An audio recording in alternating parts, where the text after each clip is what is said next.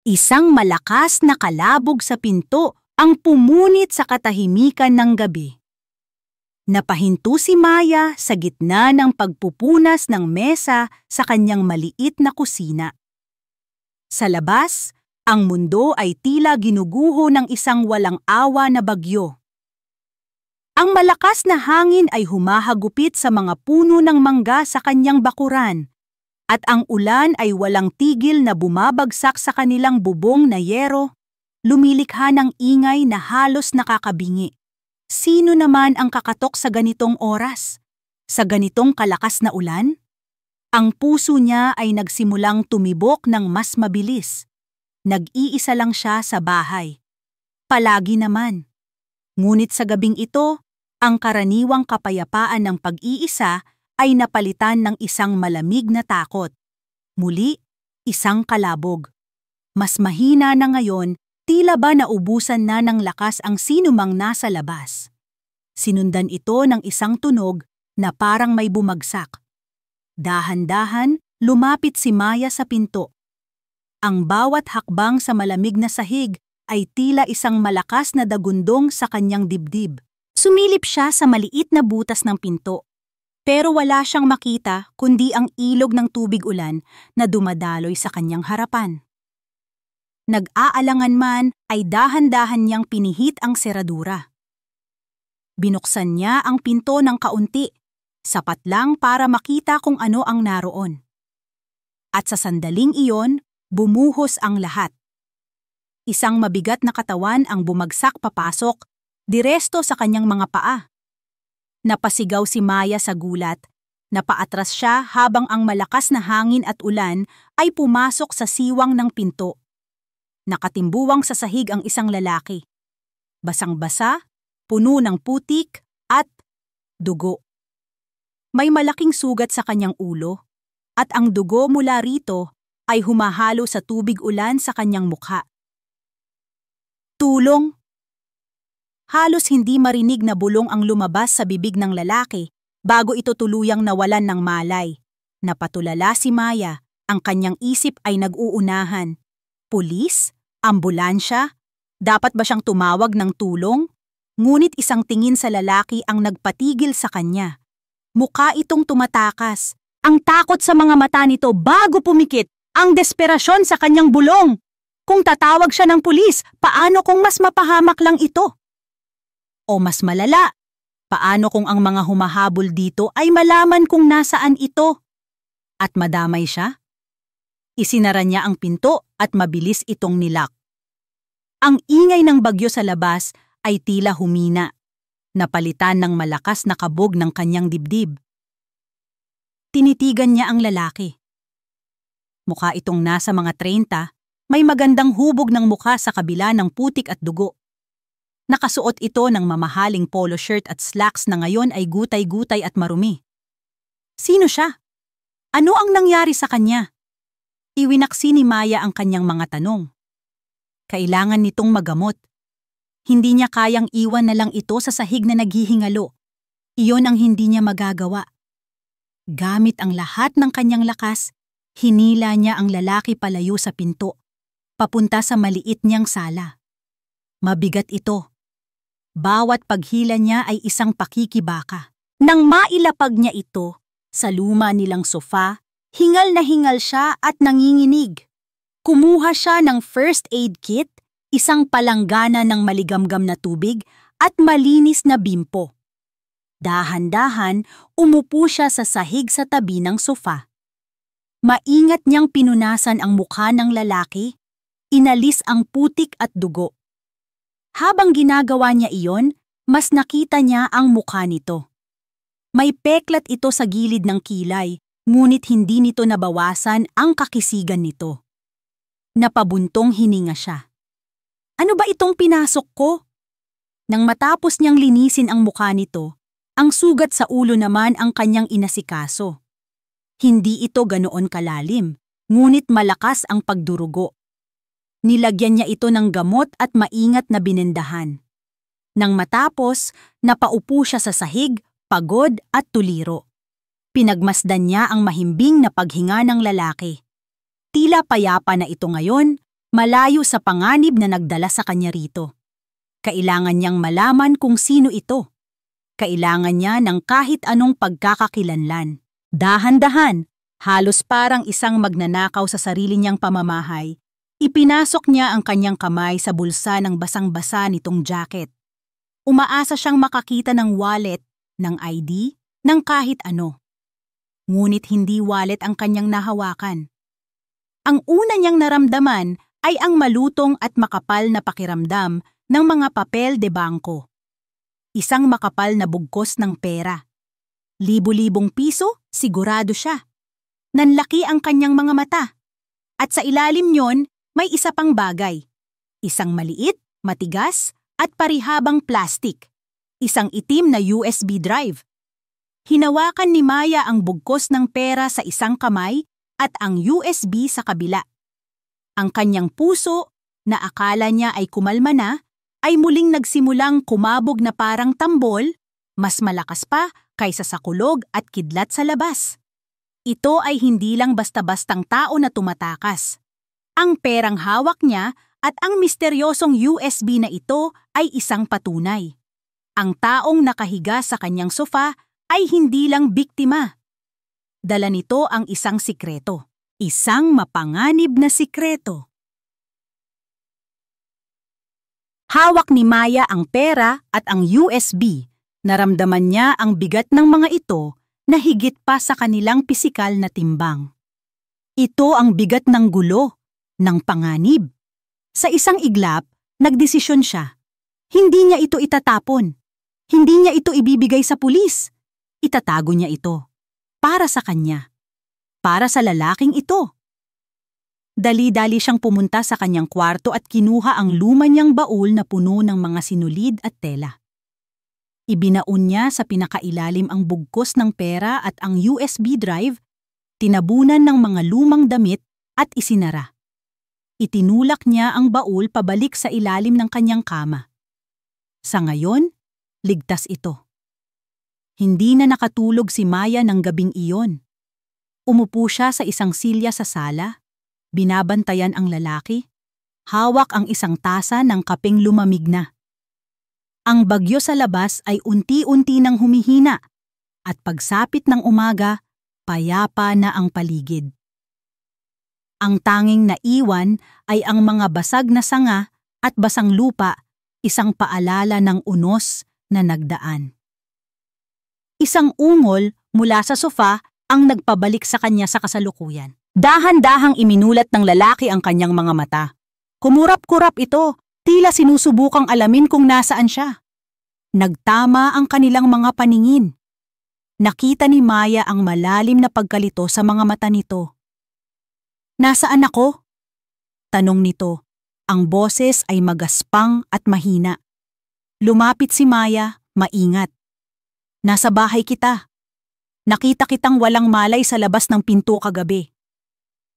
Sinubukan nitong umupo, ngunit napangiwi ito sa sakit at napahawak sa kanyang ulo.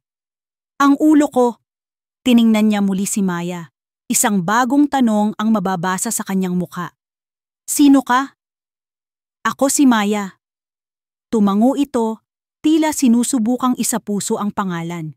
Pagkatapos ng ilang sandali ng katahimikan, tumingin ito sa kanyang mga kamay, sa paligid, at pabalik kay Maya. Ang pagkalito sa kanyang mukha ay napalitan ng isang bakas ng takot. Sino ako? Natigilan si Maya.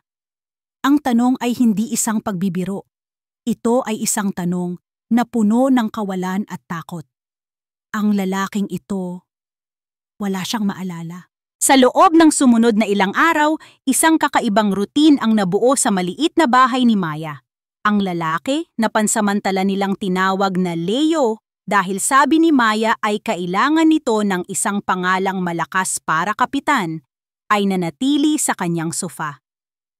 Halos hindi ito nagsasalita noong una, tila nahihiya at nalilito sa sarili niyang katahimikan. Araw-araw, ipinagluluto siya ni Maya ng mainit na lugaw at sabaw. Tinutulungan niya itong palitan ang benda sa ulo.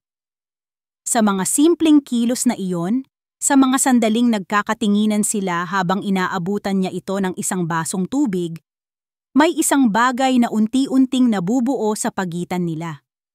Isang koneksyon na hindi nila pinag-uusapan, ngunit pareho nilang nararamdaman. Nagsimulang magtanong si Leo. Tungkol sa mundo sa labas, tungkol sa buhay ni Maya. Ikinuwento ni Maya ang tungkol sa kanyang maliit na online business, ang paggawa niya ng pichi-pichi at sapin-sapin. Ngumiti si Leo sa unang pagkakataon nang marinig iyon. Isang totoong ngiti na umabot sa kanyang mga mata at nagbigay ng panandaliang sinag sa madilim na ulap ng kanyang amnesia. Sa kabila ng sitwasyon, sa kabila ng takot na anumang oras ay may maaaring kumatok ulit sa pinto, nagsimulang masanay si Maya sa presensya ni Leo. Ang bahay ay hindi na gaanong malungkot. Mayroon na siyang kasama. Isang hapon, habang nag-aayos si Maya ng mga sangkap para sa kanyang mga order, pareho silang nasa sala. Siya ay nasa mesa habang si Leo naman ay nakaupo sa sofa, tahimik na nagmamasid. Ang araw ay payapa. Hanggang sa hindi na. Isang itim na kotse na may tinted na bintana ang dumaan ng napakabagal sa harap ng bahay. Agad itong napansin ni Leo. Nakita ni Maya kung paano nanigas ang kanyang buong katawan. Ang kanyang mga mata ay nanlaki sa isang uri ng primal na takot na tila galing sa isang nakabaong alaala. "Sino yan?" Nanginginig na tanong ni Leo. Bago pa man makasagot si Maya, bumalik ang kotse. Mas mabagal ngayon, tila may hinahanap o tila may tinitiyak. Sa isang mabilis na kilos, tumayo si Leo. Hinawakan niya ang braso ni Maya at hinila ito palayo sa bintana, papunta sa likod ng bahay. "Dapa!" Sigaw niya, ang boses ay puno ng awtoridad na hindi pa naririnig ni Maya mula sa kanya. Pareho silang napasubsob sa sahig habang naririnig nila ang ugong ng sasakyan na tuluyan ng lumayo. Nanatili sila roon ng ilang minuto, ang tanging maririnig ay ang kanilang nanginginig na paghinga. Nang tumayo sila, ibang tao na ang kaharap ni Maya. Ang Leo na puno ng pag-aalinlangan ay nawala. Ang kaharap niya ngayon ay isang lalaking ang muka ay puno ng desperasyon at determinasyon. "Hindi ka ligtas habang kasama mo ako, Maya," sabi nito. Ang boses ay basag. "Hindi ko alam kung sino sila, pero alam kong babalik sila. At hindi ko alam kung paano ka poprotektahan. Leo, kailangan nating gumawa ng paraan." Pagpapatuloy nito, tila hindi siya naririnig. Nagpabalik-balik ito sa maliit na espasyo. "Isang paraan para bigyan ka ng karapatan. Isang paraan para bigyan ako ng obligasyon." Huminto ito at humarap kay Maya. Ang kanyang mga mata ay puno ng isang ideyang tila kabaliwan, ngunit sa kanya, ito ang tanging lohikal na solusyon. "Maya, pakasalan mo ako!" Napaawang ang bibig ni Maya. "Ano? Hindi ito dahil sa pag-ibig." Mabilis niyang paliwanag, ang kanyang mga kamay ay bahagyang nakaangat na tila sumusuko. "Ito ay para sa proteksyon. Isang kontrata. Kung asawa kita, may karapatan kang protektahan ako. May karapatan kang malaman kung anuman ang mangyari sa akin. At ako, may obligasyon akong protektahan ka. Legal. Hindi nila pwedeng basta-basta ka nalang itanong o saktan. Dahil asawa kita." Tinitigan ni Maya si Leo.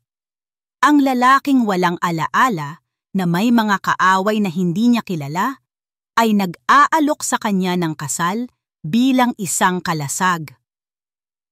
Isa itong kabaliwan. Isang malaking, nakakatakot na kabaliwan.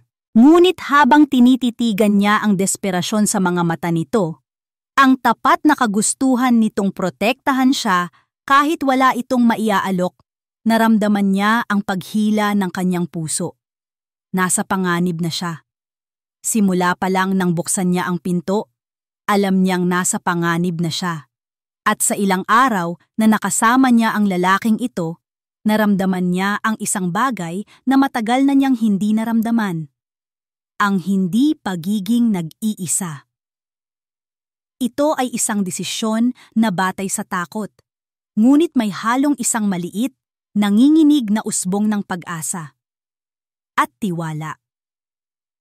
Tumingin siya ng diretso sa mga mata ni Leo, ang mga matang nangangako ng proteksyon kahit wala itong maalala. Huminga siya ng malalim at isinuko ang kanyang sarili sa unos na kanilang sinusuong. Oo! Ang araw ng kanilang kasal ay hindi tulad ng pinapangarap ng kahit sinong babae. Walang puting bestida, walang mga bulaklak, walang martsa. Ang mayroon lang ay ang maingay at abalang munisipyo ng Antipolo, ang amoy ng lumang papel at isang pakiramdam na halo-halong kaba at isang hindi maipaliwanag na saya. Nakatayo si Maya sa harap ng isang abogadong mukhang pagod na, suot ang kanyang pinakamagandang bestidang pambenta. Sa tabi niya, si Leo ay nakasuot ng isang polong hiniram niya mula sa mga lumang damit ng tatay ni Maya. Ang tanging mga saksi nila ay dalawang empleyado ng munisipyo na halatang nagmamadali nang matapos ang kanilang trabaho. Mr. Leo Valdez at Miss Maya Santos, tinatanggap niyo ba ang isa't isa bilang asawa? Tanong ng abogado, ang boses ay walang emosyon. Tumingin si Maya kay Leo. Sa kabila ng benda sa kanyang ulo, sa kabila ng kawalan sa kanyang mga mata, may nakita siyang isang bagay na totoo. Isang pangako. Opo! Sagot ni Maya. Ang kanyang boses ay nanginginig ng bahagya. Bumaling si Leo sa kanya. Hinawakan nito ang kanyang kamay, ang init nito ay tila isang angkla sa gitna ng magulong dagat ng kanilang sitwasyon. Opo! Sabi nito. Ang boses ay matatag. Habang isinusuot nila ang simpleng mga singsing na binili nila sa isang pawn shop, lumapit si Leo at bumulong. Sapat lang para marinig niya. Sana maalala ko ang lahat, sabi nito.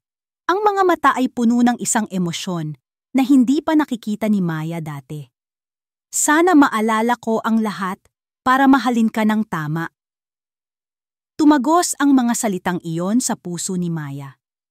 Sa isang saglit, nakalimutan niya na ito ay isang kontrata lang, isang kasunduan para sa proteksyon.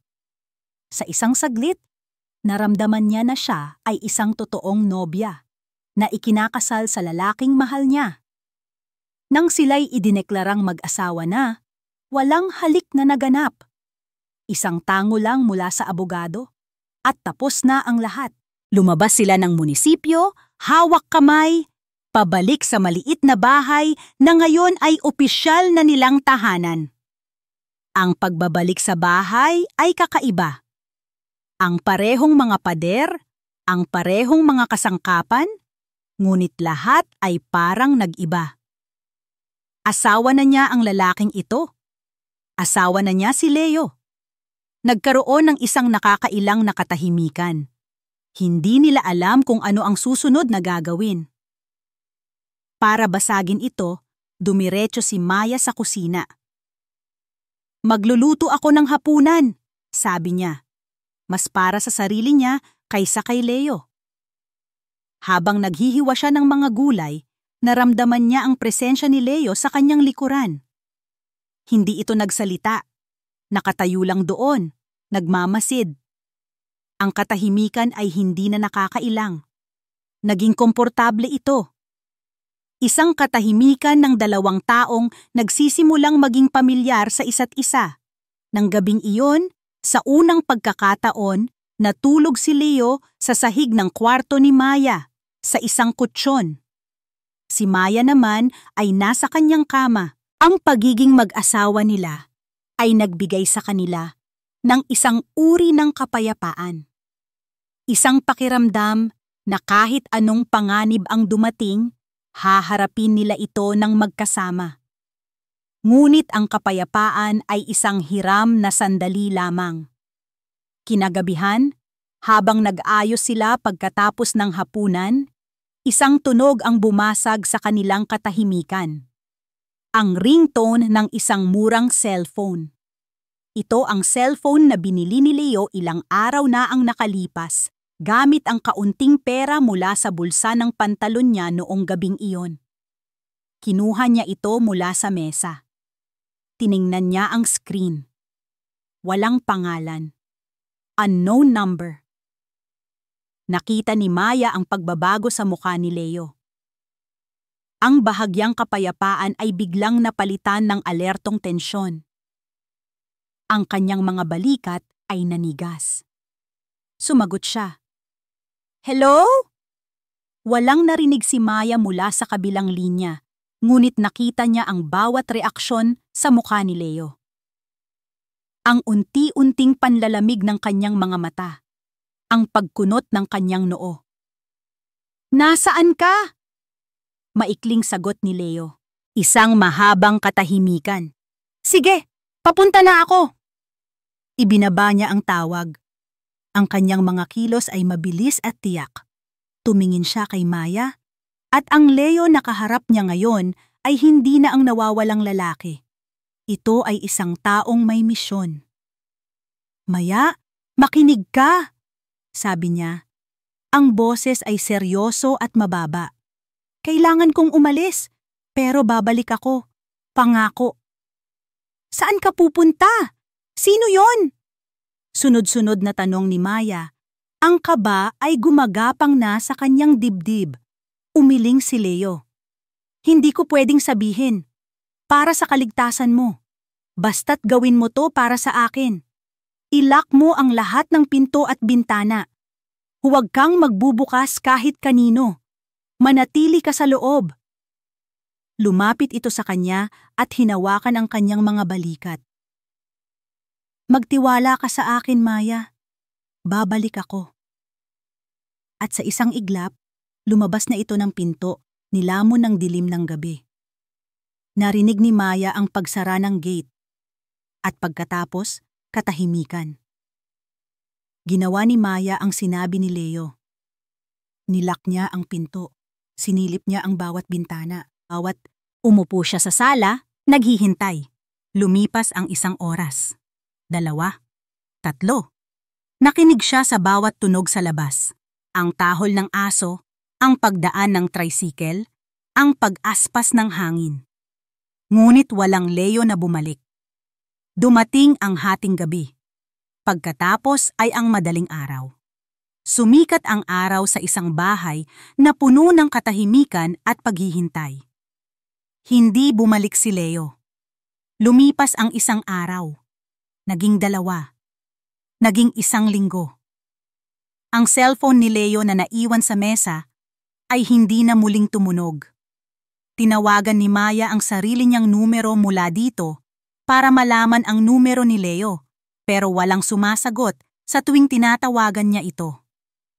Araw-araw, umaasa siyang babalik ito. Gabi-gabi, nabibigo siya. Ang pangako nito ay naging isang hungkag na alingaw-ngaw. 2 linggo pagkatapos ng gabing iyon, gumuho ang mundo ni Maya. Hindi dahil sa pagkawala ni Leo, kundi dahil sa isang bagong katotohanan. Nagsimula sa pagkahilo. Pagkatapos ay ang pagsusuka tuwing umaga. Akala niya ay dahil lang sa stress at kalungkutan. Ngunit nang hindi ito tumigil, nagpasya siyang pumunta sa isang maliit na klinika sa bayan. Congratulations, Mrs. Valdez! Sabi ng doktora na may ngiti, matapos tingnan ang resulta ng kanyang mga test. Buntis ka? Parang nabingi si Maya. Buntis? Paano? Kailan? At bigla, naalala niya ang mga araw bago ang kasal. Ang mga sandaling nag-aalaga sila sa isa't isa. Ang isang gabing puno ng emosyon, kung saan ang kanilang kasunduan ay naging higit pa roon. Ngunit may napansin ang doktora habang tinitingnan ang monitor ng luma nilang ultrasound machine. Kumunot ang noo nito. Itinutok nitong muli ang probe sa tiyan ni Maya. Sandali! Bulong ng doktora, mas para sa sarili niya. Bakit po, Dok? May problema po ba? Nanginginig na tanong ni Maya, ang takot ay biglang bumalot sa kanya. Tumingin ang doktora mula sa screen papunta sa mga mata ni Maya. Ang ngiti nito kanina ay napalitan ng isang ekspresyong halo-halong gulat at pagkamangha. Mrs. Valdez, sabi nito ng dahan-dahan, hindi lang isa ang baby mo. Huminto ang paghinga ni Maya. 3 sila. Ang mga salita ng doktora ay umaling-awngaw sa isip ni Maya sa loob ng maraming araw. Isang paulit-ulit na himig ng gulat at takot. 3. 3 buhay. 3 maliliit na pusong sabay-sabay na tumitibok sa loob niya. Ang unang reaksyon niya ay pagkasuklam sa sarili. Paano niya ito haharapin ng mag-isa? Ang lalaking nangako sa kanya, ang kanyang asawa, ay naglaho na parang bula. Iniwan siya nito hindi lang ng isang basag na puso, kundi ng isang responsibilidad na triple ang bigat. Sa loob ng 1 linggo, halos hindi siya bumangon.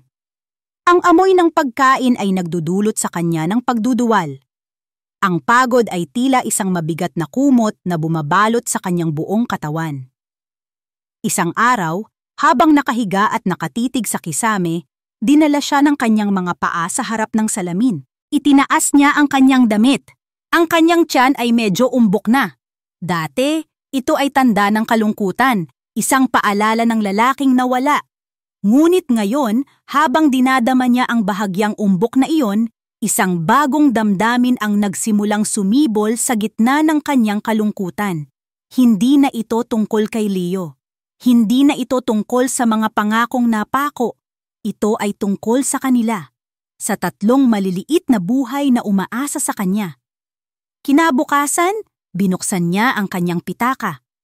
Ang natira sa perang ibinayad sa kanya para sa mga huling order ng kakanin ay ilang gusot na papel de bangko at ilang barya. Kulang pa ito para sa susunod na check-up. Kulang pa para sa mga bitamina na kailangan niya. Kulang sa lahat. Tiningnan niya ang kanyang pitaka, pagkatapos ay napahawak siya sa kanyang tiyan. Sa sandaling iyon, isang desisyon ang nabuo sa kanyang puso. Isang desisyon na kasing lakas ng bakal. Hindi siya susuko. Lalaban siya. Para sa kanila. Kahit na ang umaga ay sinasalubong siya ng matinding pagkahilo, pinilit ni Maya ang kanyang sarili na bumangon. Ang dating matamis na amoy ng asukal at gata na dati niyang gustong-gusto ay nagiging sanhi ngayon ng kanyang pagduduwal, ngunit tiniis niya ito. Inilabas niya ang kanyang mga lumang kasangkapan sa pagluluto. Nagmasa siya ng harina, nagkayod siya ng niyog. Ang bawat pagod, bawat sakit ng likod, bawat patak ng pawis ay inialay niya sa 3 dahilan na nagbibigay sa kanya ng lakas. Ang kanyang kapitbahay na si Aling Nena ang unang nakapansin. Isang umaga, kumatok ito, may dalang isang mangkok ng mainit na sabaw. Maya, iha, ayos ka lang ba? Ilang araw ka nang hindi lumalabas, nag-aalalang tanong ng matanda. Nakita ni Aling Nena ang pagod sa mukha ni Maya. Ngunit nakita rin nito ang determinasyon sa mga mata ng dalaga. Nakita nito ang mga sangkap na nakakalat sa mesa, ang mga bagong luto na puto at kutsinta. Diyos ko, iha! Buntis ka na nga! Nagtatrabaho ka pa rin ng ganito! Sabi ni Aling Nena, puno ng paghanga at pag-aalala. Huwag mong pabayaan ang sarili mo. Kailangan ko po, Aling Nena, sagot ni Maya. Ang boses ay pagod ngunit matatag. Para po sa mga anak ko. Ang tulong ni Aling Nena ay naging isang biyaya. Tinulungan siya nito sa mga simpleng gawain at ito rin ang nagbigay sa kanya ng ideya. Iha, bakit hindi mo gamitin ang Facebook na yan? Sabi nito isang hapon. Yung mga apo ko, doon nag-o-order ng lahat. Subukan mong gumawa ng sarili mong page. Ipakita mo sa mga tao kung gaano kasarap ang mga gawa mo. Sinunod ni Maya ang payo.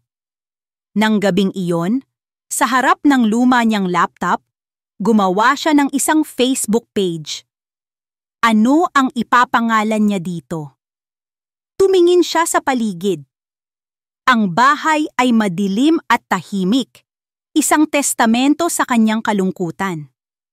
Ngunit sa loob niya, may 3 maliliit na kislap ng pag-asa. At doon niya nakuha ang pangalan.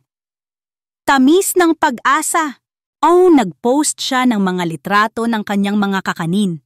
Sa About section, nagsulat siya ng isang simpleng mensahe. Gawa sa pagmamahal para magbigay ng kaunting tamis sa bawat araw. Mula sa isang ina na nangangarap para sa kanyang pamilya. Noong una, wala halos pumapansin. Ngunit hindi siya sumuko. Araw-araw, nagpo-post siya. Hanggang isang araw, may isang notification, isang order, isang kahon ng pichi-pichi. Ang saya na naramdaman ni Maya ay hindi mapapantayan. Agad niyang ginawa ang order, inihanda ng may buong pag-iingat, at idineliver ito mismo. Ang unang customer na iyon ay nag-post ng review. Ang sarap! Malambot at saktong-sakto ang tamis! Order ako ulit! Sinundan ito ng isa pa. At isa pa. Unti-unti, kumalat ang balita tungkol sa tamis ng pag-asa. Ang mga tao ay hindi lang bumibili dahil sa masarap na produkto, kundi dahil na rin sa kuwento sa likod nito. Ang kuwento ng isang ina na mag-isang lumalaban. Nagsimulang dumami ang mga komento ng suporta. Nakaka-inspire ka, Ma'am Maya! More power po sa'yo at sa mga baby mo! Grabe ang tatag mo! God bless you and your business! Ang mga salitang iyon, mula sa mga taong hindi niya kilala, ang naging gasolina niya. Ang mga ito ang nagbibigay sa kanya ng lakas para bumangon tuwing umaga, kahit na ang kanyang katawan ay sumusuko na sa pagod. Ang tamis ng pag-asa ay hindi na lang isang negosyo. Ito na ang kanyang buhay, ang kanyang laban. Isang gabi, pagkatapos ng isang mahabang araw ng paggawa at pag-deliver ng mga order, umupo si Maya para tingnan ang kanyang page. Pagod siya, ngunit may ngiti sa kanyang mga labi. Habang nag-i-scroll siya sa mga notifications at messages, may isang bagay na pumukaw sa kanyang atensyon. Sa listahan ng mga accounts na regular na tumitingin sa kanyang mga posts at stories, may isang pangalan na palaging nandoon. Hindi ito nagla-like, hindi ito nagko-comment, at higit sa lahat, hindi ito kailanman nag-order.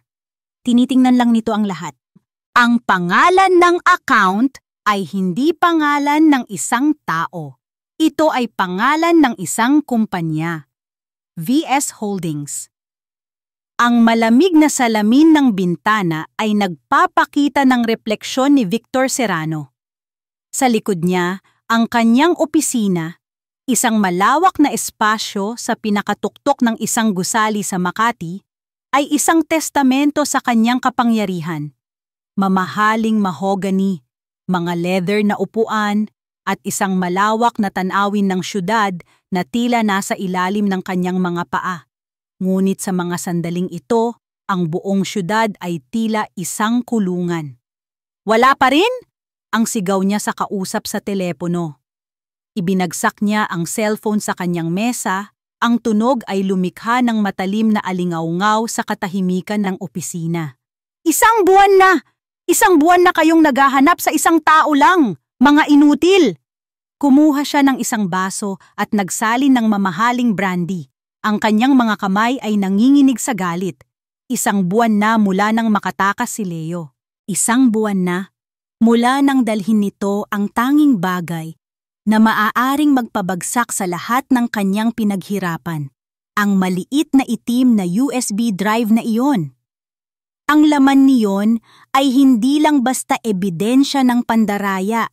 Iyon ay ebidensya ng malawakang money laundering na sisira hindi lang sa kanyang kumpanya, kundi magpapakulong sa kanya habang buhay. "Sir, parang bulalang po talagang naglaho," sabi ng tauhan niya sa kabilang linya. Ang boses ay puno ng takot. "Walang record sa mga ospital, walang record sa pulis. Hanapin niyo siya!" utos ni Victor bago tuluyang patayin ang tawag. Napahilamos siya sa kanyang mukha. Desperasyon. Ito ang pakiramdam na pinakakasuklaman niya. Siya si Victor Serrano. Nakukuha niya ang lahat ng gusto niya. Hindi siya sanay na maging dehado. Isang mahinang katok sa pinto ang pumutol sa kanyang pag-iisip. Isang batang empleyado, pawis na pawis ang noo, ang pumasok. "Sir Victor, sorry po sa abala. May gusto lang po akong ipakita. Baka makatulong sa marketing." Tiningnan siya ni Victor ng masama. "Sa tingin mo ba may oras ako para sa mga walang kwentang social media trends ngayon?" "Kasi sir," nanginginig na sabi ng empleyado, "trending po kasi itong online bake shop. Galing Antipolo. Ang ganda po kasi ng kwento niya kaya ang bilis kumalat. Tamis ng Pag-asa po ang pangalan." Inabot ng empleyado ang tablet. Itinapat sa harap ni Victor. "Anong pakialam ko sa puto?" iritadong sabi ni Victor. Ngunit bago pa niya ito itulak palayo, nahagip ng kanyang mga mata ang isang pamilyar na mukha. Isang mukha mula sa mga malabong litrato na ipinadala sa kanya ng kanyang private investigator ilang linggo na ang nakalipas. Ang babaeng huling nakitang kasama ni Leo bago ito maglaho. Ang babaeng nakatira sa bahay kung saan huling namataan si Leo. Kinuha niya ang tablet. Pinalaki niya ang litrato. Siya nga, Maya Santos. Nakangiti ito sa litrato, hawak ang isang bilao ng sapin-sapin. Isang ngiting puno ng pag-asa na nagdulot ng matinding pagkasuklam kay Victor. Isang mabagal at masamang ngiti ang gumuhit sa mga labi ni Victor. "Kaya pala hindi namin mahanap ang gagong yon," bulong niya sa sarili. Ang kanyang boses ay malamig at puno ng panunuya.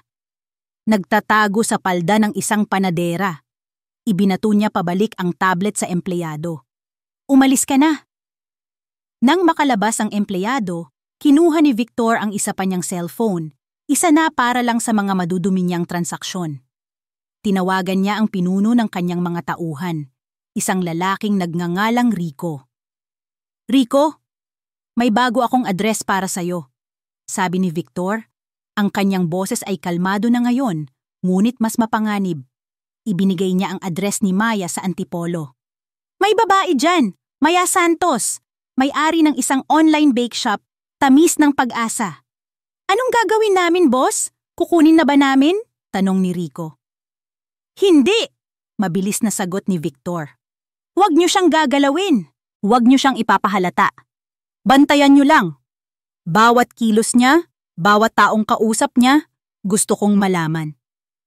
Gusto kong malaman kung saan niya itinago si Leo." "Masusunod, boss."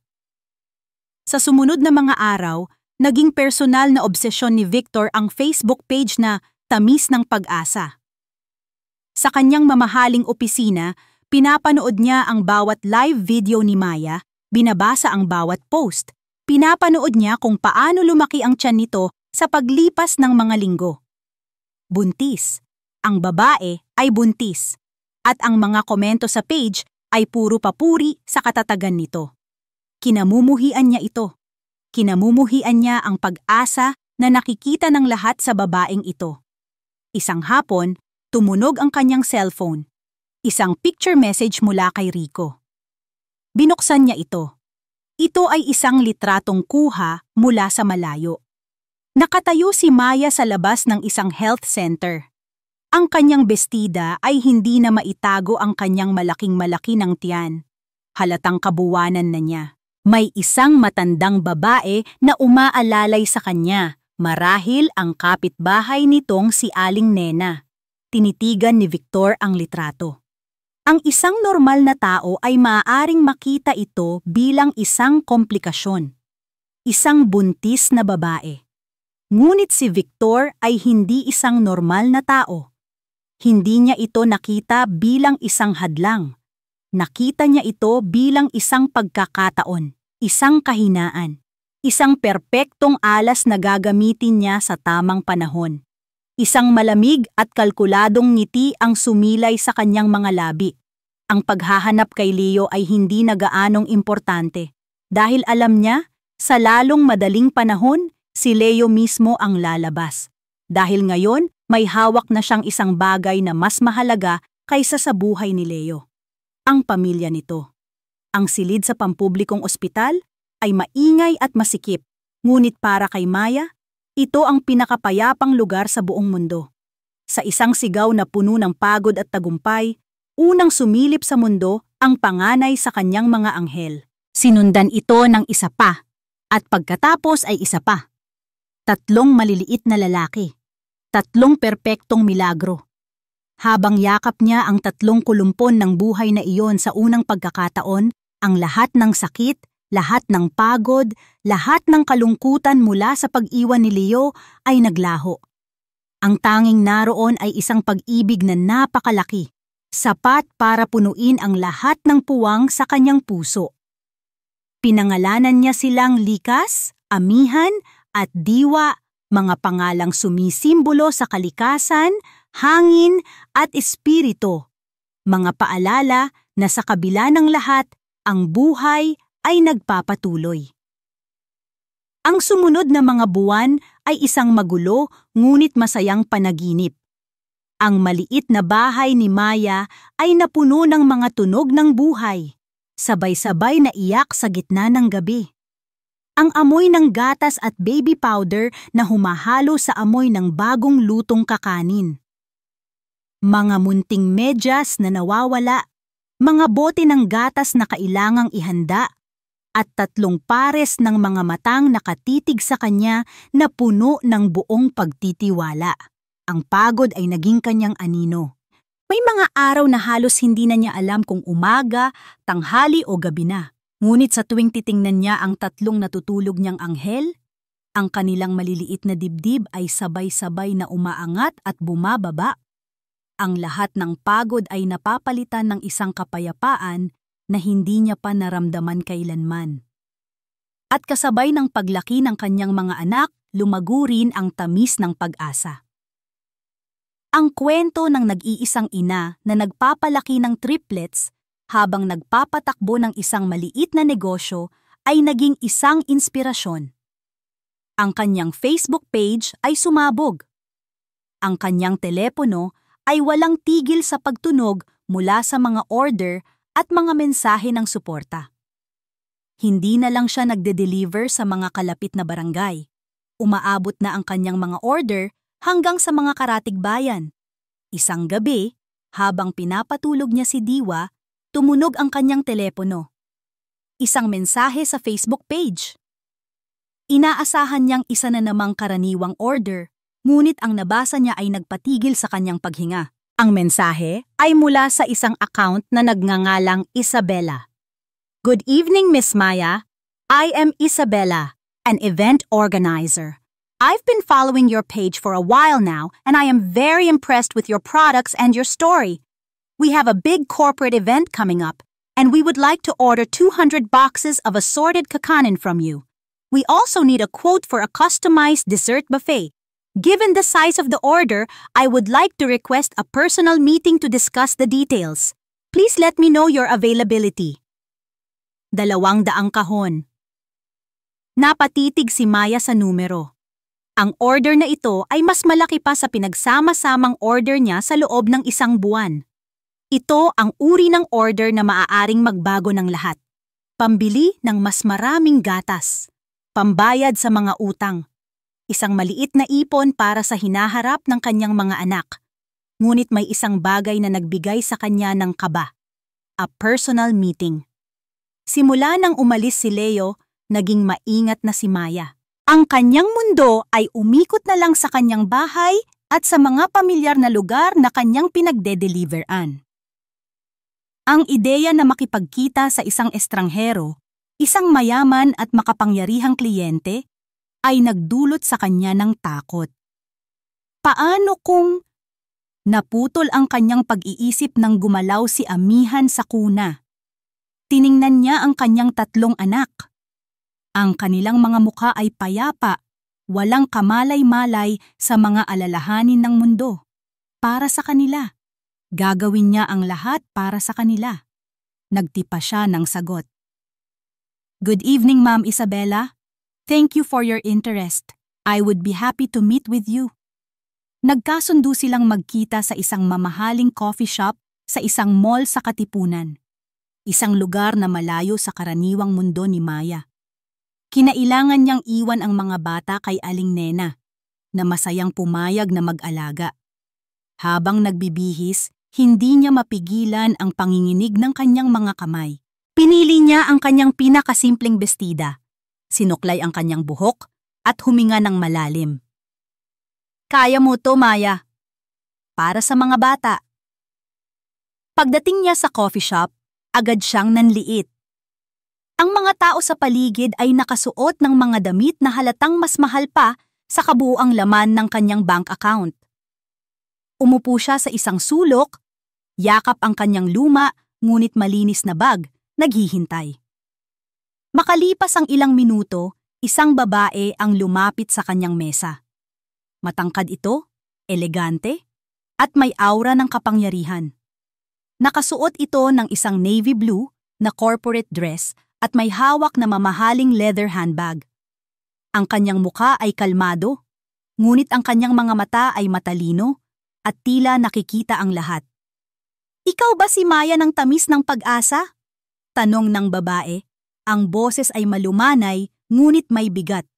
Tumango si Maya, halos hindi makapagsalita. Oo po.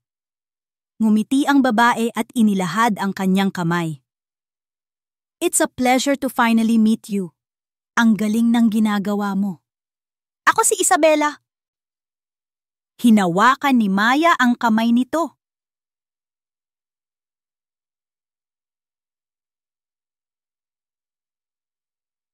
Isabella Serrano.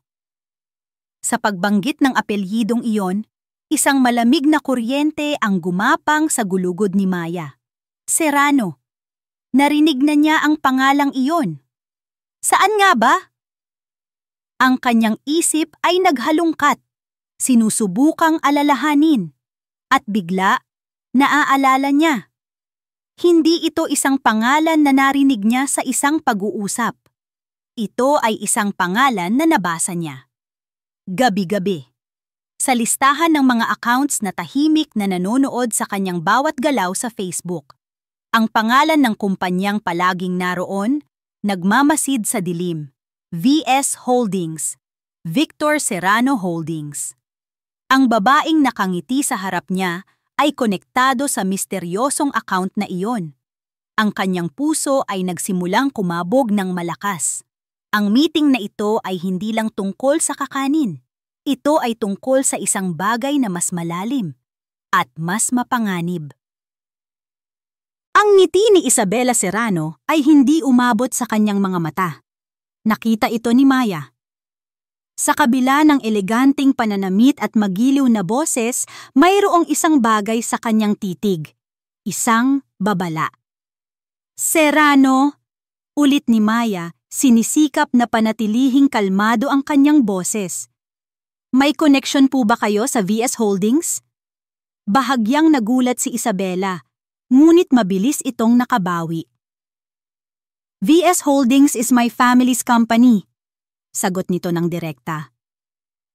My brother, Victor, is the CEO. Victor. Ang pangalan ay tila isang malakas na kulog sa isipan ni Maya. Ang V sa VS Holdings.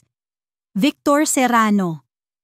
Ang koneksyon ay malinaw na ngayon at nakakatakot. Nag-aalala ka ba? Tanong ni Isabella. Ang kanyang mga mata ay tila binabasa ang bawat takot na gumuguhit sa mukha ni Maya. Hindi nakasagot si Maya. Tumango lang siya. Sumandal si Isabella sa kanyang upuan Ang kanyang tindig ay naging mas seryoso. Maya, I will be honest with you. Malaki ang order ko dahil kailangan ko talaga ng supplier. But that's not the only reason I'm here. Huminga ito ng malalim. Alam kong may lalaking nanuluyan sa'yo ilang buwan na ang nakalipas. Isang lalaking bigla na lang naglaho. Nanigas si Maya.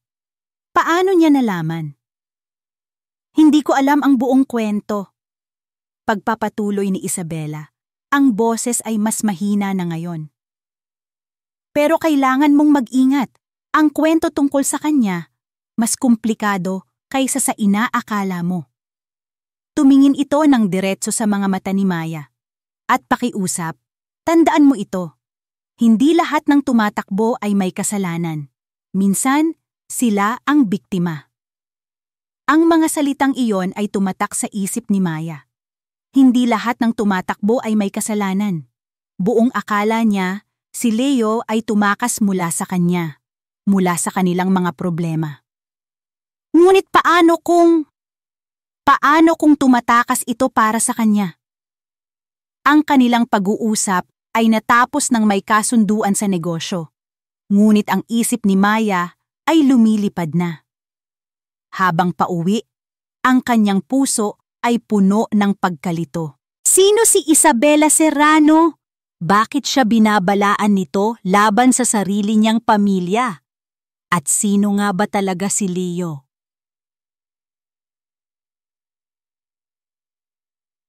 Sa isang malayong baryo sa Batangas, ang hangin ay amoy alat at isda. Isang lalaking kilala bilang si David ang nakaupo sa dalampasigan, kasama ang isang matandang mangingisda na kumupkop sa kanya matapos siyang matagpuang walang malay sa tabing dagat ilang buwan na ang nakalipas. Mas malakas na ang braso mo, David, sabi ni Mang Lando habang pinapanood siyang magkumpuni ng lambat. Handa ka nang pumalaot mag-isa. Ngumiti lang si David. Ang kanyang mga kamay ay sanay na sa magaspang na nylon ng lambat. Ang kanyang balat ay maitim na dahil sa araw. Ang buhay dito ay simple, payapa. Ngunit sa gabi, ang kanyang isip ay hindi payapa. Binabangungot siya ng mga imaheng hindi niya maintindihan. Isang nakakasilaw na ilaw, ang tunog ng mga gulong na humaharurot, isang sigaw. Habang nag-ayos sila ng gamit, may kinuha si Mang Lando na isang lumang dyaryo para gawing pambalot ng isda. Isang litrato sa pahina ng lifestyle ang nahagip ng mata ni David. Isang makulay na sapin-sapin. Bigla, isang matinding sakit ang kumirot sa kanyang ulo. Napapikit siya. At kasabay ng sakit, isang amoy ang biglang pumasok sa kanyang isipan. Ang amoy ng gata at asukal, ng bagong lutong kakanin. Sumunod ang isang imahe. Isang mukha. Ang mukha ng isang babae, nakangiti habang nagmamasa. Ang kanyang mga mata ay puno ng kabaitan. Maya! Kasunod nyon, isa pang imahe. Isang madilim na opisina. Isang lalaking nakatalikod. Isang maleta na puno ng pera. Ang malamig na pakiramdam ng bakal. Isang baril. Ang pakiramdam ng pagtakbo. Ang paghabol. David! Ayos ka lang? Napamulat si David. Hingal na hingal, pawis na pawis. Ang mukha ni Mang Lando ay puno ng pag-aalala. Sino si Maya? Nanginginig na tanong ni David. Hindi sa matanda, kundi sa hangin, sa kanyang sarili. Ang pangalan ay lumabas lang sa kanyang bibig. Isang piraso ng isang palaisipan na hindi niya mabuo. Ang sakit sa kanyang ulo ay unti-unting nawala. Ngunit ang pakiramdam ng pananabik at pagkalito ay nanatili, mas matindi pa kaysa dati. Pagdating ni Maya sa bahay, sinalubong siya ng tahol ng aso ni Aling Nena. Kinuha niya ang kanyang mga anak, niyakap sila ng mahigpit. Ang kanilang init at amoy ay nagbigay sa kanya ng kaunting kapanatagan. Ngunit ang mga salita ni Isabela ay paulit-ulit na tumatakbo sa kanyang isip. Hindi lahat ng tumatakbo ay may kasalanan. Minsan, sila ang biktima. Hindi na siya mapakali. Ang takot ay napalitan ng isang desperadong pangangailangan na malaman ang katotohanan. Matapos niyang mapatulog ang tatlo, pumunta siya sa kanyang kwarto. Inilabas niya ang luma niyang baul. Sa ilalim ng mga tela at sinulid, naroon pa rin ito. Ang makapal na bugkos ng pera. At ang maliit na itim na USB drive. Kinuha niya ito. Ang maliit na piraso ng plastik na ito ay tila napakabigat sa kanyang palad. Ito na marahil ang susi sa lahat. Ito na ang sagot sa kanyang mga tanong. Dala ang USB, umupo siya sa harap ng kanyang lumang laptop. Narinig niya ang mahinang ugong nito habang nagbubukas. Ang kanyang puso ay kumakabog sa kanyang dibdib. Nanginginig ang kanyang mga kamay habang itinataas niya ang USB, handa nang isaksak ito. Ngunit bago pa man niya ito maipasok sa port, isang tunog mula sa labas ang nagpatigil sa kanya. Ang ugong ng isang sasakyan. Isang ugong na masyadong pamilyar. Dahan-dahan siyang sumilip sa siwang ng kurtina. Naroon ito. Nakaparada sa tapat ng kanyang bahay. Ang itim na kotse na may tinted na bintana. Ang parehong kotse na nagdulot ng takot kay Leo. Ngunit sa pagkakataong ito, hindi lang ito dumaan. Huminto ito. At ang pinto sa passenger side ay dahan-dahang bumukas. Isang lalaking nakasuot ng itim na jacket ang lumabas. Hindi niya makita ang mukha nito sa dilim. Ngunit hindi ito gumalaw. Nakatayo lang ito roon, nakatingin. Diretso sa bintana ng bahay niya. Ang pag-ugong ng itim na kotse sa labas ay tila isang anunsyo ng kapahamakan. Ang puso ni Maya ay kumalabog ng napakabilis na parang gustong kumawala sa kanyang dibdib. Hawak niya pa rin ang USB drive at sa isang iglap, ito'y naging isang nagbabagang piraso ng uling sa kanyang palad. Ang lalaki sa labas ay hindi gumagalaw. Isang madilim na anino sa ilalim ng ilaw ng poste. Bawat segundo ng kanyang pananatili roon ay isang dagok ng takot sa puso ni Maya. At pagkatapos, sa halip na isang marahas na pagwawasak, isang tunog na mas nakakatakot ang kanyang narinig. Ding dong! Ang tunog ng doorbell. Isang sibilisadong tunog para sa isang hindi sibilisadong pagbisita. Napaatras si Maya mula sa bintana, napasandal sa pader. Huwag mong bubuksan, Maya. Huwag na huwag. Ngunit paano kung hindi siya magbukas? Paano kung pilitin nilang pumasok? Ang kanyang mga anak ay natutulog lang sa kabilang kwarto. Kailangan niyang malaman kung ano ang gusto nila. Kailangan niyang protektahan ang kanyang mga anak. Huminga siya ng malalim. Pinilit na pakalmahin ang nanginginig niyang mga kamay. Dahan-dahan siyang naglakad papunta sa pinto. Nang buksan niya ito, hindi ang lalaking nakita niya sa labas ang kanyang kaharap. Ang kaharap niya ay isang lalaking hindi niya pa nakikita kailanman, ngunit para bang kilala na niya.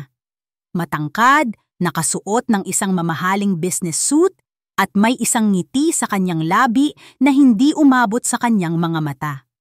Ang kanyang buhok ay maayos na nakasgel at ang kanyang sapatos ay kumikinang kahit sa madilim na ilaw. Good evening, bati nito. Ang boses ay kalmado at malalim. Ikaw si Mrs. Valdez, tama? Sa sino po kayo? Nauutal na tanong ni Maya. Inilahad ng lalaki ang kanyang kamay. Victor Serrano, it's a pleasure to finally meet you in person. Victor Serrano, ang CEO, ang kapatid ni Isabela. Ang pangalan sa likod ng VS Holdings. Ang may-ari ng itim na kotse. Nanlamig ang buong katawan ni Maya. Hindi niya inabot ang kamay nito. Ang ngiti ni Victor ay bahagyang nawala. Ibinaba niya ang kanyang kamay. Maaari ba akong pumasok? May mahalaga lang tayong kailangang pag-usapan. Bago pa man siya makatanggi, dahan-dahan itong pumasok sa kanyang bahay na tila ba pag-aari niya ito. Ang lalaki mula sa labas ay nanatili sa may gate, isang tahimik na bantay. Isinara ni Maya ang pinto. Ngayon, kasama na niya ang halimaw sa loob ng kanyang sariling pamamahay. Ang mga mata ni Victor ay mabilis na nilibot ang maliit na sala. Tumigil ang mga ito sa kuna sa isang sulok, sa mga maliliit na laruang nakakalat sa sahig, sa baby mobile na nakasabit sa kisame. Isang magandang pamilya, sabi nito, ang boses ay puno ng isang papuri na tunog ay isang banta. Sayang kung masisira. Humarap ito sa kanya, ang kanyang muka ay seryoso na ngayon. Maya, hindi ako magpapaligoy-ligoy pa. Nandito ako dahil sa asawa mo. Naglabas ito ng isang manipis na folder mula sa kanyang briefcase. Ipinatong niya ito sa maliit na mesa.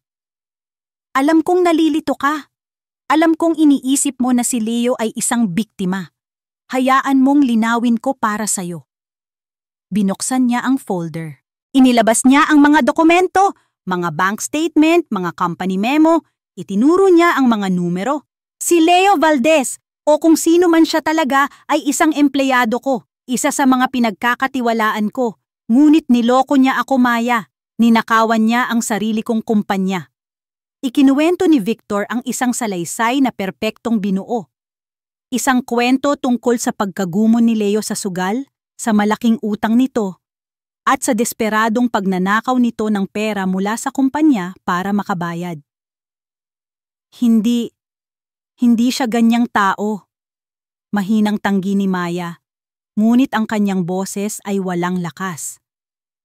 Naalala niya ang bugkos ng pera na nakita niya sa bulsa ni Leo.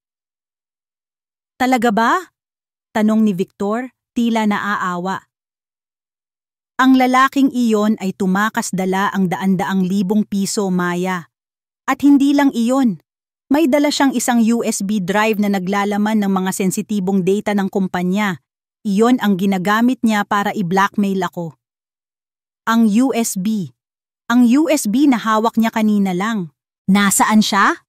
Tanong ni Victor, ang kanyang boses ay biglang naging matigas. Hindi ko alam! Totoong sagot ni Maya. Ang mga luha ay nagsisimula ng mamuo sa kanyang mga mata. Iniwan niya ako. Matagal na. Tinitigan siya ni Victor ng matagal, tila sinusuri kung nagsasabi siya ng totoo. Sa wakas, tumango ito. Naniniwala ako sa'yo, ngunit alam kong nasaan ang USB. Ang pananahimik ni Maya ang naging sagot niya. Lumapit si Victor, ang kanyang anino ay bumalot sa liit ni Maya. Ibibigay ko sa'yo ang pinakasimpleng pagpipilian sa buong mundo, Maya. Tumingin ito sa direksyon ng kwarto kung saan natutulog ang kanyang mga anak. Ang kinabukasan ng 3 batang iyan o ang isang walang kwentang piraso ng plastik. Nanigas si Maya. Ang banta ay hindi na nakatago. Ito ay malinaw at nakakakilabot. May 24 na oras ka para mag-isip, Maya, sabi ni Victor. Ang kanyang boses ay isang malamig na bulong. Bukas ng gabi, babalik ang tao ko. Ibigay mo sa kanya ang USB. Kapag hindi mo ginawa, sisiguraduhin kong malalaman ng Child Services kung gaano ka-unstable ang sitwasyon mo. Isang ina na walang trabaho, na iniwan ng isang kriminal na asawa, madali lang para sa kanila na kunin ang mga bata. Tumalikod na si Victor at naglakad papunta sa pinto. Isipin mo ng mabuti, ang USB o ang kinabukasan ng mga anak mo. Pagkasabi niyon, lumabas na siya, isinara ang pinto sa likuran niya. Narinig ni Maya ang pag-andar ng kotse at ang mabilis na pag-alis nito. At sa katahimikan na naiwan, ang lakas na pinilit itayo ni Maya sa loob ng maraming buwan ay tuluyang gumuho. Nawalan ng lakas ang kanyang mga tuhod. Napaluhod siya sa sahig. Ang kanyang katawan ay niyanig ng mga hikbing hindi niya na mapigilan. Ang mga pader ay tila papalapit sa kanya, sinasakal siya. Wala siyang matatakbuhan. Wala siyang mahinga ng tulong. Nasa kanya ang katotohanan, ngunit ang kalaban ay hawak ang kanyang kahinaan. At sa laban na ito, alam niyang hindi niya kayang ipusta ang buhay ng kanyang mga anak. Nasa sahig siya, basag at talunan sa gitna ng tahanang binuo niya mula sa pag-asa. Isang tahanan na ngayon ay tila isang kulungan na walang labasan. Ang sahig ay malamig sa ilalim ng mga palad ni Maya. Ang bawat sulok ng kanyang bahay ay tila sumisigaw ng ultimatum ni Victor. 24 na oras ang kinabukasan ng kanyang mga anak. Nanghihina siyang tumayo. Tiningnan niya ang kanyang mga anak na payapang natutulog, walang kamalay-malay sa halimaw na nagbabantang sirain ang kanilang mundo. Hindi niya kayang isuko ang mga ito, ngunit hindi niya rin kayang isuko ang USB. Ito na lang ang natitirang alaala niya ng totoong Leo, ang piraso ng katotohanan na pinanghahawakan niya. Sa gitna ng kanyang kawalan ng pag-asa, isang pangalan ang pumasok sa kanyang isip. Ang babaeng nagbigay sa kanya ng babala. Ang babaeng konektado sa kanyang kalaban. Isabela. Ito ay isang desperadong hakbang, isang sugal na maaaring magpalala sa lahat. Ngunit wala na siyang ibang makapitan. Kinuha niya ang kanyang telepono, ang kanyang mga daliri ay nanginginig habang hinahanap ang numero nito mula sa kanilang text exchange. Pinindot niya ang call bago pa siya magkaroon ng pagkakataong magdalawang isip. 2 ring lang, sumagot ito. Maya, napatawag ka? May problema ba? Ang boses ni Maya ay basag at puno ng luha. Miss Isabela, tulong! Halos hindi niya masabi ang mga salita. Pumunta siya rito, ang kapatid niyo, si Victor. Isang sandali ng nakakabinging katahimikan ang sumunod sa kabilang linya. Pagkatapos, ang boses ni Isabela ay nagbago. Ang dating kalmado at profesional na tono ay napalitan ng kagyat na pag-aalala. Anong sinabi niya sa'yo? Are you and the kids okay? Huwag kang aalis dyan. Papunta na ako. Wala pang isang oras, isang kotse ang huminto sa tapat ng bahay ni Maya. Hindi ito ang itim at nakakatakot na sasakyan ni Victor. Isa itong simpleng puting sedan. Mabilis na bumaba si Isabela, ang kanyang mukha ay puno ng pag-aalala. Pagpasok niya, nakita niya si Maya na nakaupo sa sahig, yakap ang kanyang mga tuhod. Agad siyang nilapitan at niyakap ni Isabela. Maya, I'm so sorry. Dapat sinabi ko na sa'yo ang lahat. Umupo si Isabela sa tabi niya. Ang kuya ko. Hindi siya masamang tao dati. Pero nilamon siya ng kasakiman. Ang kumpanya namin, ginagamit niya para maglaba ng pera mula sa mga ilegal na transaksyon. Si Leo, siya ang finance officer namin. Natuklasan niya ang lahat. Tumingin si Isabela sa mga mata ni Maya.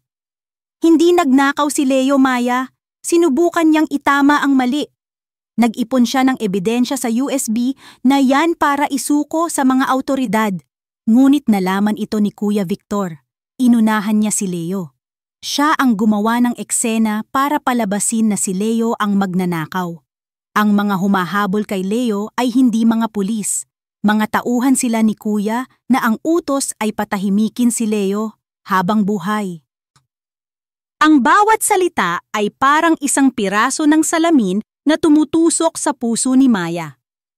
Ang lahat ng kasinungalingan ni Victor ay gumuho at ang naiwan ay ang masakit na katotohanan. Si Leo ay hindi tumakas. Si Leo ay lumalaban.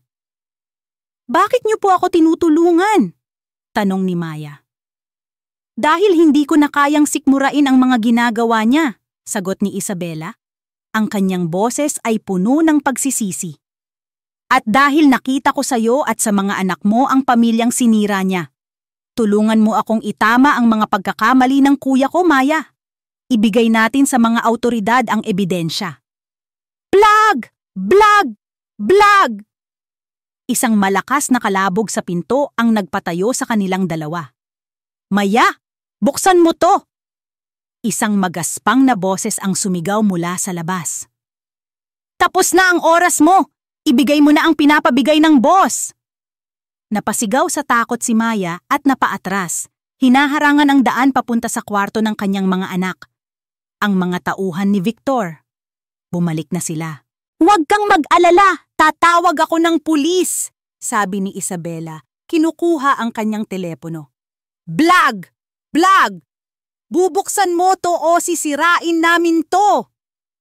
Ngunit bago pa man makapindot si Isabela, isang malakas na kalabog ang yumanig sa buong bahay.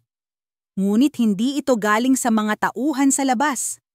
Ang pinto sa likod ng kusina ay bumukas ng malakas. Mula sa dilim, isang figura ang humakbang papasok sa liwanag. Mas matangkad, mas malakas. Ang kanyang buhok ay magulo, ang kanyang muka ay pagod, ngunit ang kanyang mga mata ay hindi na nalilito. Ang mga ito ay nag-aapoy sa galit. Isang galit na nakaukol sa mga lalaking nasa labas ng pinto. "Leo?" bulong ni Maya, hindi makapaniwala. Lumingon ito sa kanya. Sa isang saglit, ang galit sa kanyang mga mata ay napalitan ng isang malalim na sakit at pagmamahal. "Maya." Ang pagbigkas niya sa pangalan niya ay isang panalangin, isang pangako. Binalik niya ang kanyang tingin sa pinto, na ngayon ay niyayanig na ng malalakas na sipa. Naglakad siya papunta rito, ang bawat hakbang ay tiyak at walang alinlangan. Hinawakan niya ang seradura. Sa isang mabilis na pagpihit, binuksan niya ng maluwag ang pinto. Ang dalawang lalaki sa labas na handa nang sipain muli ang pinto ay natigilan. Ang kanilang mga mukha ay nagpakita ng gulat na mabilis na napalitan ng isang masamang ngiti. "Ayan ka lang pala, Valdez! Pinahirapan mo kami!" Ngunit ang ngiti nila ay naglaho nang makita nila ang ekspresyon sa mukha ni Leo. "Subukan niyong galawin ang pamilya ko," sabi ni Leo. Ang kanyang boses ay mababa at puno ng panganib. Nagkatinginan ang dalawang lalaki, tapos ay tumawa. "Dalawa kami! Nag-iisa ka lang!" sabi ng isa, at akmang susugod. "Talaga ba?" kalmadong tanong ni Leo. "Bago kayo gumawa ng kahit anong katangahan, baka gusto niyong malaman na ang kopya ng USB na hawak ng asawa ko ay naipadala ko na sa abogado ko kaninang hapon lang. Isang text ko lang sa kanya at lahat ng laman yon ay diretso na sa NBI." Natigilan ang dalawang lalaki. Ang kanilang tapang ay biglang naglaho, napalitan ng pag-aalinlangan at takot. Sa likod ni Leo, si Isabela ay nakatayo, ang kanyang telepono ay nakadikit sa kanyang tainga. "Yes, hello? Pulis? May mga armadong lalaki na pilit na pumapasok sa isang bahay dito sa..." Ibinigay niya ang address ni Maya. Sa sandaling iyon, mula sa di kalayuan, isang tunog ang nagsimulang marinig. Isang mahinang tunog sa simula na unti-unting lumalakas. Isang tunog na sabay na nangangahulugang katapusan at isang bagong simula. Ang sirena ng pulis. Ang pagdating ng mga pulis ay mabilis at episyente. Ang dalawang tauhan ni Victor na kanina lang ay puno ng tapang ay naging mga maamong tupa habang pinoposas at isinasakay sa police car. Sa tulong ng testimonya ni Isabela at ng ebidensya mula sa USB, isang malawakang operasyon ang isinagawa. Nang gabing iyon, si Victor Serrano ay inaresto sa kanyang marangyang opisina. Ang kanyang ekspresyon ay pinaghalong gulat at sukdulang galit. Ngunit para kay Leo, ang lahat ng ingay na iyon sa labas, ang mga pulis, ang mga nag-uusyosong kapitbahay, ang pag-alis ng mga sasakyan ay unti-unting humina hanggang sa maging isang malayong ugong na lang. Nang mawala na ang lahat ng panganib, dahan-dahan siyang lumingon. Nakatayo si Maya sa gitna ng sala. Ang babaeng iniwan niya. Ang babaeng pinangakuan niya. Ang babaeng dumaan sa impyerno nang dahil sa kanya. Ang mundo sa paligid nila ay tila nawala. Tanging sila na lang dalawa ang natira. Nagkatinginan sila. Isang mahabang sandali ng katahimikan, kung saan ang kanilang mga mata ang nag-usap. Nakita niya ang lahat sa mga mata nito. Ang sakit, ang takot, ang pagod. Ngunit sa ilalim ng lahat ng iyon, ang isang maliit na kislap ng pag-ibig na hindi namatay. Maya, sabi niya. Ang pangalan nito ay isang basag na bulong. Humakbang siya palapit. 1, 2, 3 hakbang hanggang sa magkalapit na sila. Itinaas niya ang kanyang kamay, nanginginig, at marahang hinaplos ang pisngi nito. Totoo ito. Hindi ito isang panaginip. At sa haplos na iyon, gumuho ang lahat ng pader na itinayo ni Maya para protektahan ang kanyang sarili. Bumuhos ang mga luhang matagal na niyang pinigilan. Niyakap niya si Leo ng mahigpit, ibinaon ang kanyang mukha sa dibdib nito at umiyak. Niyakap siya ni Leo pabalik. Ang kanyang mga braso ay mahigpit na nakapulupot sa kanya na para bang hindi na niya ito bibitawan kailanman. Patawarin mo ako, paulit-ulit niyang bulong sa buhok nito. Patawarin mo ako, Maya. Sa lahat. Isang mahinang iyak mula sa kwarto ang nagpatigil sa kanila. Sabay silang napatingin sa direksyon ng tunog. Dahan-dahang kumalas si Maya sa yakap. Hinawakan niya ang kamay ni Leo at hinila ito papasok sa kwarto. Sa isang malaking kuna, 3 maliliit na kulumpon ng buhay ang mahimbing na natutulog. Nanlaki ang mga mata ni Leo. Nanginginig ang kanyang mga labi. Lumapit siya. Ang kanyang mga mata ay hindi maalis sa 3 maliliit na mukha. Sila ba? Hindi niya matapos ang tanong. Tumango si Maya, ang mga luha ng saya ay dumadaloy sa kanyang pisngi. Sila ang mga anak mo, Leo. Si Likas, si Amihan, at si Diwa. Dahan-dahan, halos parang isang sagradong ritual, iniabot ni Leo ang kanyang kamay at hinaplos ang malambot na pisngi ng isa sa mga sanggol. Napakaliit, napakaperpekto. Tumingin siya kay Maya, ang kanyang mga mata ay puno ng mga luhang hindi na niya napigilan. Isang lalaking nakipaglaban sa mga kriminal na hinarap ang panganib ng walang takot ay umiiyak na ngayon na parang isang bata sa harap ng kanyang mga anak. Maingat niyang binuhat ang isa. Si Amihan. Inilapit niya ito sa kanyang dibdib. Inaamoy ang matamis na amoy ng sanggol. Ako ang tatay niyo, bulong niya, ang kanyang boses ay basag. Nandito na si Papa, hindi na ako aalis. Nang gabing iyon, hindi sila natulog. Umupo sila sa sala, magkatabi, habang ang 3 sanggol ay payapang natutulog sa kanilang mga bisig. Ikinuwento ni Leo ang lahat kung paano siya tinawagan ng isang impormante sa loob ng kumpanya ni Victor, ang planong pagtakas na nauwi sa isang ambush, kung paano siya nagtamo ng amnesia matapos tumalon sa isang ilog para makatakas, at kung paano siya napadpad sa Batangas. Ikinuwento niya kung paano unti-unting bumalik ang mga alaala at kung paano niya agad na sinubukang bumalik, nag-iingat na hindi masundan ng mga tauhan ni Victor. Ikinuwento naman ni Maya ang kanyang pagbubuntis, ang takot, ang pag-iisa, at kung paano naging lakas niya ang tamis ng pag-asa. Sa pagitan ng mga kwento, may mga luhang pumatak, may mga patawad na binigkas, at may isang pag-ibig na muling nabuo. Mas matatag, mas malalim, dahil sinubok na ito ng apoy. Lumipas ang ilang buwan.